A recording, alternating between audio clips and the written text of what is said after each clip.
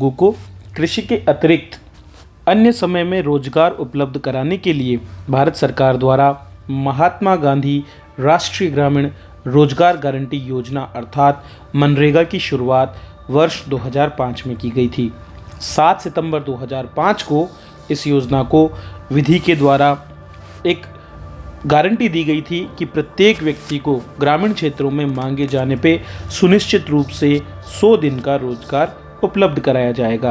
आज ये योजना अपने लगभग 20 वर्ष पूरे करने को है और इसने ग्रामीण क्षेत्रों के स्वरूप को बदलने में काफ़ी महत्वपूर्ण भूमिका निभाई है।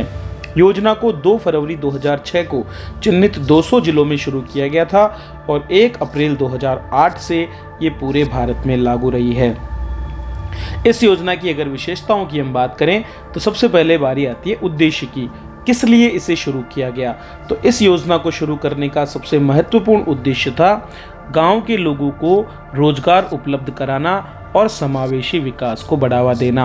हालांकि ये मुख्य उद्देश्य था, लेकिन एक दूसरा उद्देश्य ग्रामीण क्षेत्रों में अवसंरचना का विकास करना और इसके साथ साथ ग्रामीण क्षेत्रों से शहरों की ओर रोजगार हेतु पलायन को रोकना भी एक कारण रहा था।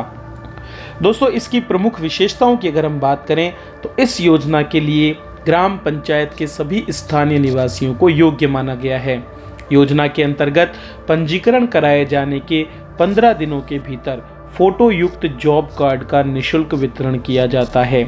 रोजगार हेतु जब कोई आवेदन करता है तो उसकी प्राप्ति रसीद को दिनांक सहित उसे दिया जाता है। आवेदन करने के 15 दिवस में रोजगार उपलब्ध करवाने की गारंटी भी इस योजना के अंतर्गत दी गई है। यदि किसी कारणवश 15 दिवस की अवधि में रोजगार उपलब्ध नहीं हो तो राज्य सरकार द्वारा उस व्यक्ति को बेरोजगारी भत्ते का भी भुगतान इसमें किया जाता है।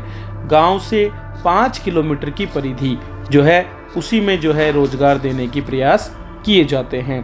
किए गए कार्य के आधार पर नाप करने के पश्चात ही मजदूरी का भुगतान इसमें किया जाता है। कार्यस्थल पर पीने के पानी, छाया, प्राथमिक चिकित्सा सुविधा और शिशु पालना गृह की व्यवस्था भी इसमें की जाती है। ठेकेदार और मशीनों से किए गए कार्य की अनुमति नहीं है। हालांकि आज भी कई जगह पर इस प्रकार से कार्य कराया जाता है। इसमें कार्यों की पारदर्शिता को बढ़ाने के लिए ग्राम सभा के द्वारा सामाजिक अंकेक्षण का भी प्रावधान किया गया है। हालांकि उचित कार्यान्वयन के भाव में यह भी सही तरीके से लागू नहीं है। मजदूरी का भुगतान जहां पहले केवल डाकघर के द्वारा किया जाता था, वहीं अब जनधन खाते खोले जाने के बाद ये भुगतान बैंकों के द्वारा सीधे अकाउंट में ट्रांसफर किया जाता है।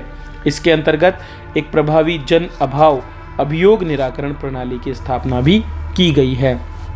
योजना की अगर बात करें तो शुरुआती दिनों में जहां योजना बड़ी मात्रा में भ्रष्टाचार से ग्रसित रही, वहीं वर्तमान समय में तकनीक के प्रयोग के साथ में धीरे धीरे योजना में जो धन का छीजत हुआ करता था उसे रोकने में, धन के रिसाव को रोकने में महत्वपूर्ण जो है सफलता पाई गई है।